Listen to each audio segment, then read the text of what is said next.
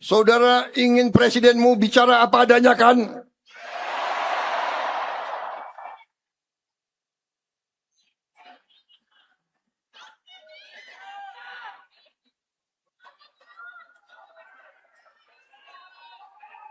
Saya memperingatkan lagi, sekali lagi. Untuk sekian kali lagi saya bicara dari dulu. Hei para koruptor, sadar diri.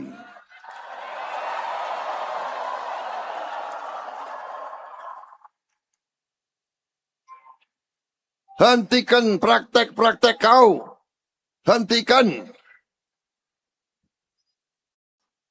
Rakyat tidak bodoh. Hentikan. Kembalikan kekayaan rakyat. Kembalikan dengan baik.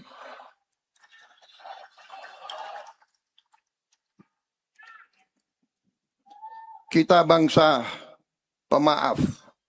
Tapi rakyat butuh keadilan. Rakyat butuh kesejahteraan. Rakyat butuh sekolah yang baik. Guru-guru butuh gaji yang baik. Dokter-dokter, perawat-perawat butuh gaji yang baik. Tentara dan polisi butuh gaji yang baik. Supaya mereka tidak meres dari rakyat.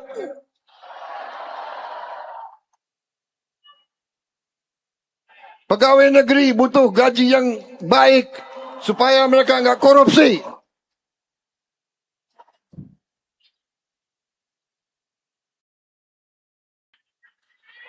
Percayalah, mari kita bersatu semua unsur. Kita berbeda, tidak ada masalah. Berbeda partai, tidak ada masalah. Tiap sekian tahun kita bertanding dengan baik. Nggak ada masalah. Siapa yang menang, monggo. Jangan kalau kalah mau bakar-bakar, itu bangsa apa itu? Pemimpin yang menganjurkan bakar-bakar di Republik ini, itu adalah pemimpin pengkhianat, saudara-saudara kalian. Saya percaya hukum karma akan kena kepada mereka semua itu.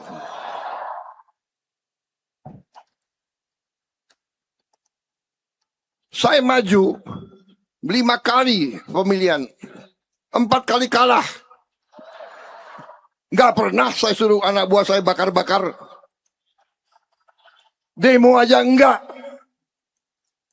Saya datang pelantikan rival saya datang, saya hormat, saya kasih selamat.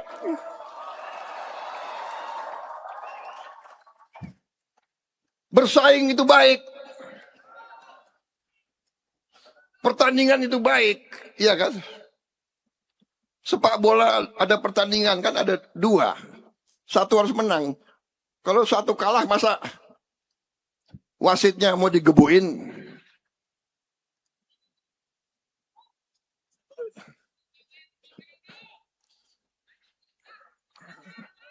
Ya, persaingan itu biasa, nggak ada masalah. Ya. Ini Gus Imin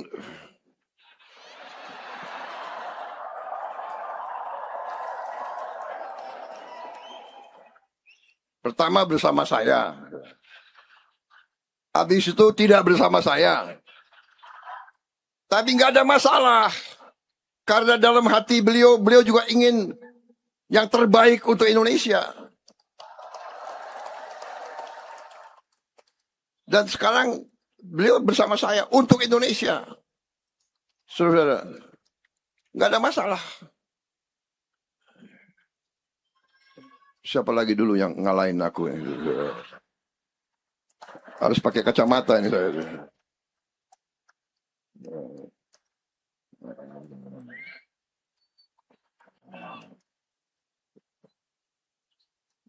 Tidak ada masalah, saudara-saudara, ya. Kita ini satu bangsa, satu nusa, satu bahasa. Kita ini satu keluarga. Buktikanlah bahwa bangsa Indonesia ini bangsa yang khas, bangsa yang bersatu. Kita bersaing, habis itu bersatu, bekerja untuk seluruh rakyat. Inilah bangsa Indonesia, saudara-saudara. Jangan bisanya nyinyir, ya kan? Kalau lu nggak setuju, lu nggak mau bekerja, lu duduk aja lihat baik-baik gitu loh. Tapi kita terima kritik. Kita terima kritik. Kritik itu bagus.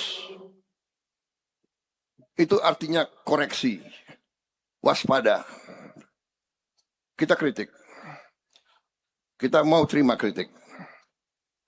Saudara-saudara, saya jelaskan bagaimana konsep Koperasi Merah Putih datang. Sebetulnya konsep Merah Putih ini sudah lama ada di benak saya. Sudah lama. Puluhan tahun. Saya waktu di tentara, kita bertugas di desa-desa, di gunung-gunung. Kita bisa berbulan-bulan di sebuah kecamatan. Saya lihat di situ rakyat kelaparan. Saya lihat ada rakyat yang mati kelaparan. Dan saya tidak bisa berbuat apa-apa.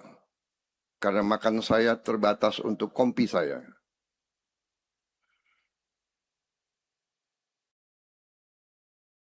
Dari situ saya lihat kita harus menjaga, kita harus memelihara kemampuan kita di desa-desa. Indonesia merdeka, perang kemerdekaan kita, kekuatan kita ada di desa-desa. Tetapi kita juga ingin jadi negara industri. Nah, untuk itu akhirnya dari dulu saya semakin yakin satu-satunya jalan untuk menjaga rakyat yang paling bawah adalah kekuatan koperasi. Tapi saya sadar waktu saya mulai bikin koperasi, ternyata kalau tidak punya wewenang, kalau tidak punya kekuasaan, sangat lambat. Sangat lambat. Betul? Kalau orang modalnya kecil atau tidak punya modal, susah dapat kredit di mana-mana. Waktu saya jadi presiden, dengan menteri-menteri kita kebut swasembada pangan.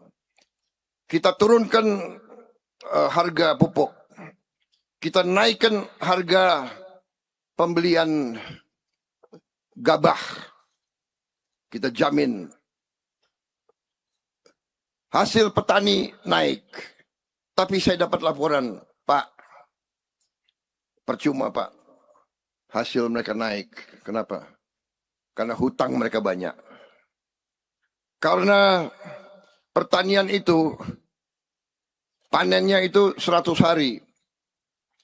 Nah, selama 100 hari, anaknya ada yang sakit, anaknya harus sekolah, mungkin ada kerusakan ini. Dia butuh uang, dia pinjam uang, dan bunganya luar biasa gila. Dia pinjam uang dari lintah darat. Dari mereka-mereka yang memberi bunga kadang-kadang 1% sehari. Ini mematikan.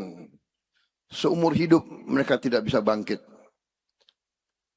Karena itu salah satu kebijakan saya pertama, mungkin dalam bulan-bulan pertama, saudara ingat, saya hapuskan hutang jutaan petani yang mereka tidak mampu bayar, saya hapus.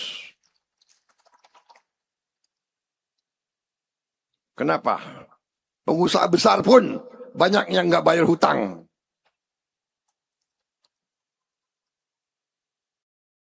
Enak aja.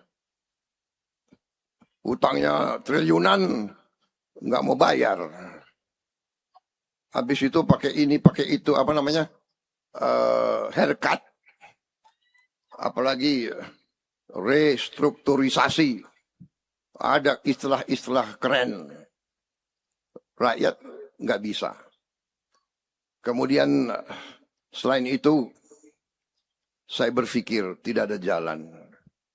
Rakyat kita harus bisa mendapat kesempatan pinjam uang dengan bunga yang murah. Jawabannya adalah harus ada koperasi simpan pinjam di setiap desa di seluruh Republik Indonesia. Karena itulah angka 81.000 muncul. Karena desa dan kelurahan kita di seluruh Indonesia jumlahnya adalah 81.000. Masalahnya adalah untuk memotong cengkraman para lintah darat itu. Supaya membebaskan jutaan rakyat kita dari ketergantungan kepada itu. Dan akhirnya muncul lagi bahwa oh iya, pupuk bersubsidi bisa di koperasi. Kemudian gas, tabung-tabung gas itu bisa di koperasi. Kemudian hampir semua barang-barang subsidi bisa kita salurkan melalui koperasi supaya tidak diselewengkan. Karena banyak barang subsidi diselewengkan, tidak sampai ke rakyat yang perlu, tapi diatur-atur sedemikian. Bahkan banyak yang diselundupkan ke luar negeri, saudara-saudara sekalian. Itu latar belakang Koperasi Merah Putih. Kemudian kita mulai rapat, kita mulai susun, kita mulai merencanakan. Ada beberapa pilihan. Kita bisa laksanakan dengan cara-cara biasa. Tapi rakyat yang susah, tidak dalam keadaan biasa, mereka memerlukan tindakan cepat.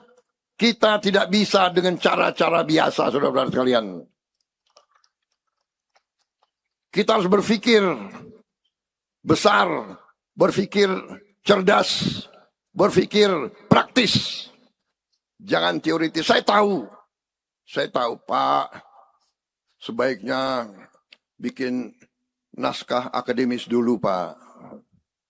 Naskah akademis itu biasanya 8 bulan. Rapat sini, rapat situ, rapat sini, rapat situ. Dari naskah akademis nanti kita bikin pilot project Pak. Pilot project itu 2 tahun. Habis itu kita coba di 100 desa dulu Pak.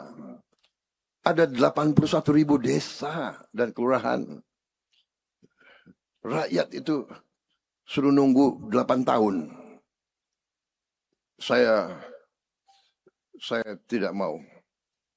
Saya bertanggung jawab kepada rakyat saya. Saya memilih jalan yang berani, jalan yang tegas, jalan yang besar, tapi terukur dan terjangkau oleh kita. Dan itu yang sedang kita laksanakan, saudara-saudara. Tadi laporan Menteri Koperasi, kita sudah berapa? 12.000 atau berapa? Koperasi yang sudah terbentuk. Silakan. Jangan buru-buru. Kalau kita mampu hanya 5.000, kita resmikan 5.000. Nanti kapan insya Allah. Langkah 1.000 kilometer dimulai. Ya, perjalanan 1.000 kilometer dimulai dengan 1 langkah.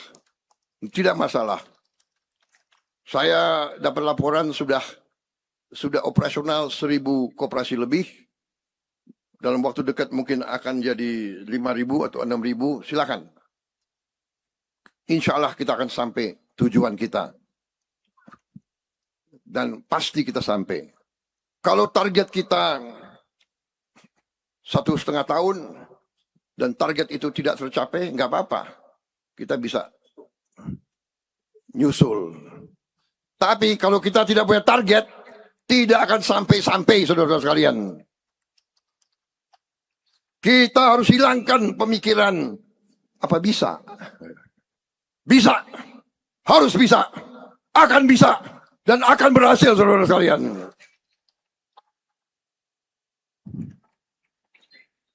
Menang atau kalah ada di pikiran dan di hati kita.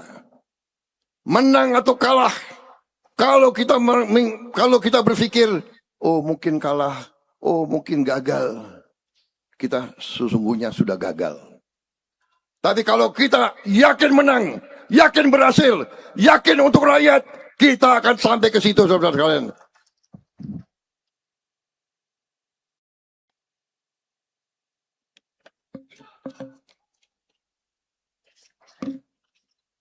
Saya kira sudah cukup ya, saya sampaikan semua.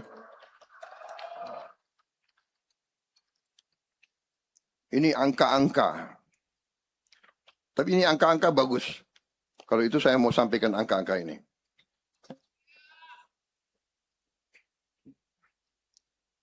Koperasi kita nanti, Koperasi Desa Kelurahan Merah Putih, koperasi yang anggotanya seluruh rakyat penduduk di desa itu. Seluruhnya. Dan koperasi nanti tidak hanya untuk simpan pinjam. Tapi nanti akan ada gerai simpan pinjam kredit yang murah. Mikrokredit dan super mikrokredit. Super mikrokredit yang mekar itu ya. Mekar adalah super mikro itu ya. Yang tadinya bunganya 22% ya. Saya turunkan jadi 8%, saudara sekalian.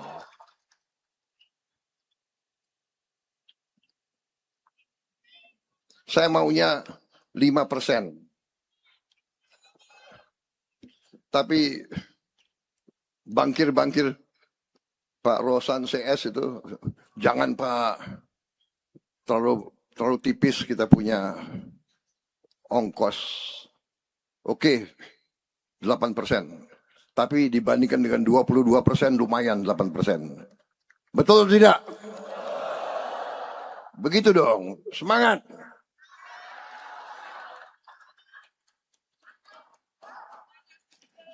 Saudara-saudara, KDKMP nanti akan jadi pusat pelayanan ekonomi desa yang terintegrasi. Di dalam ada kantor koperasi, toko sembako, layanan simpan pinjam, apotek desa. Kita akan buka apotek di desa, obat-obatnya obat generik yang harganya jauh lebih murah dari apotek di kota. Akan ada logistik desa, akan ada gudang, akan ada cold storage, ruang pendingin, supaya hasil-hasil petani tidak akan rusak.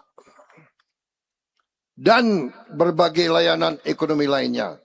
Saudara-saudara, saya ambil keputusan, semua barang subsidi harus disalurkan kepada rakyat melalui koperasi Desa Merah Putih. Harus. Saya katakan ini harus.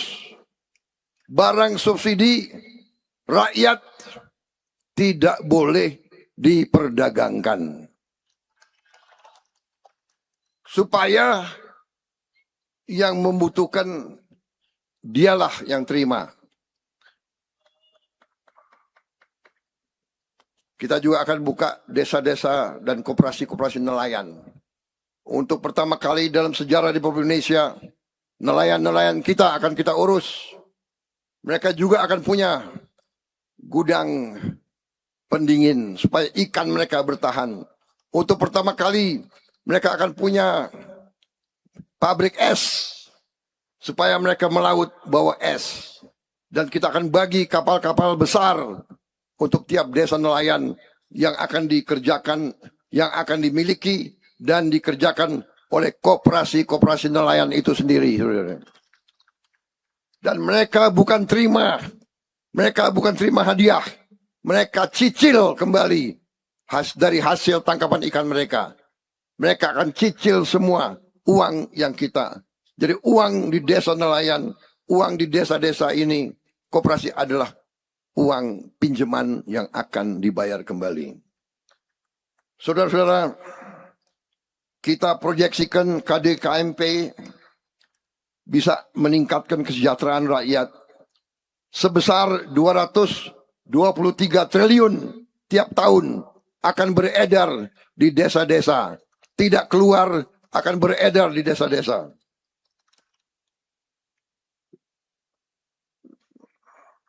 Nanti akan ada pendapatan produsen yang juga meningkat sebesar 202 triliun di petani, peternak, dan nelayan. Saudara-saudara, semua ahli mengatakan logistik Indonesia paling tidak efisien dan paling mahal. Ini yang kita akan membersihkan, kita akan membuat lebih efisien. Dengan demikian, saudara-saudara, sekali lagi, selamat Hari Koperasi. Sekali lagi, saya mengajak semua unsur untuk bersatu. Koperasi nanti ini akan berada di semua desa, di semua daerah. Tidak pandang apakah desa itu desa yang milik Gerindra atau tidak. Tidak peduli apakah di kabupaten itu Prabowo menang atau tidak. Nggak ada urusan itu. Siapapun tidak ada urusan. Saya sekarang mengatakan saya bukan presidennya Gerindra. Saya bukan presidennya siapa-siapa. Saya presidennya rakyat Indonesia semuanya, saudara-saudara.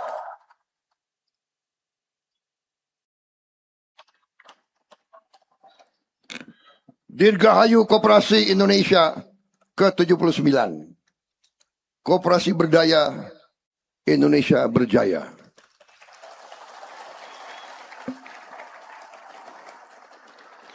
Oh ya, ada tambahan. Minta izin saya minum dulu. Saya minum kopi ini.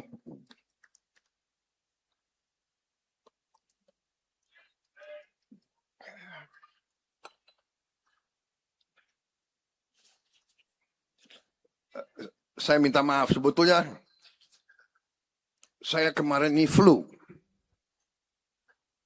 Rasa tenggorokan sakit, hampir saya nggak hadir. Tapi saya pikir-pikir, bayangkan kalau saya nggak hadir. Koperasi Merah Putih, rakyat koperasi sudah kumpul. Tapi yang saya paling takut nanti malam kalau saya nggak hadir, Pak Margono dan Pak Mitro turun, saya ditempeleng malam-malam. Akhirnya bangkit, minum kopi, semangat, hadir di sini.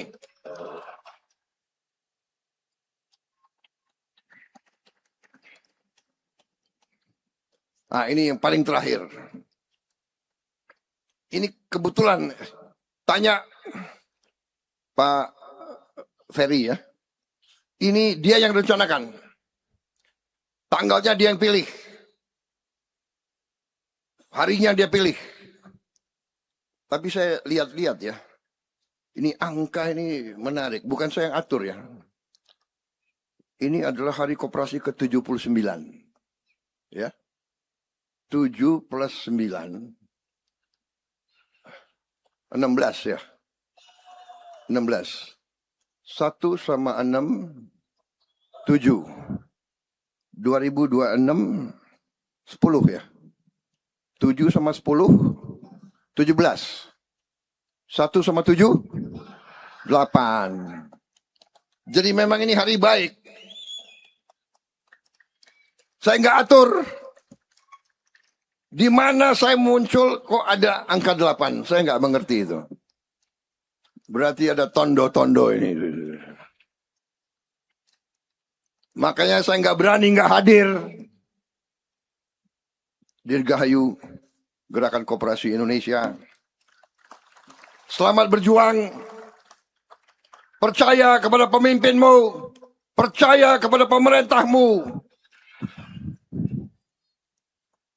Bersatu semua unsur untuk rakyat, untuk bangsa. Jangan mau dihasut. Jangan mau diatur oleh kelompok-kelompok ekstrim atau bangsa lain. Indonesia kuat, Indonesia hebat, Indonesia maju, Indonesia akan bangkit sebagai negara besar. Wassalamualaikum warahmatullahi wabarakatuh. Salam sejahtera bagi kita sekalian. Shalom salve, Om Swastiastu, Namo Buddhaya. Salam kebajikan. Merdeka! Merdeka! Merdeka!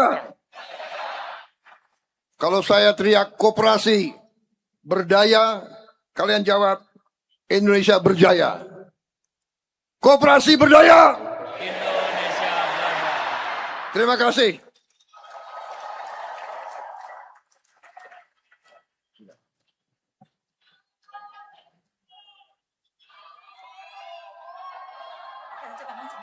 Dan dengan demikian, acara puncak peringatan Hari Koperasi ke-79 tahun 2026 telah selesai. Kami ucapkan terima kasih atas kehadiran yang terhormat Presiden Republik Indonesia Bapak Prabowo Subianto.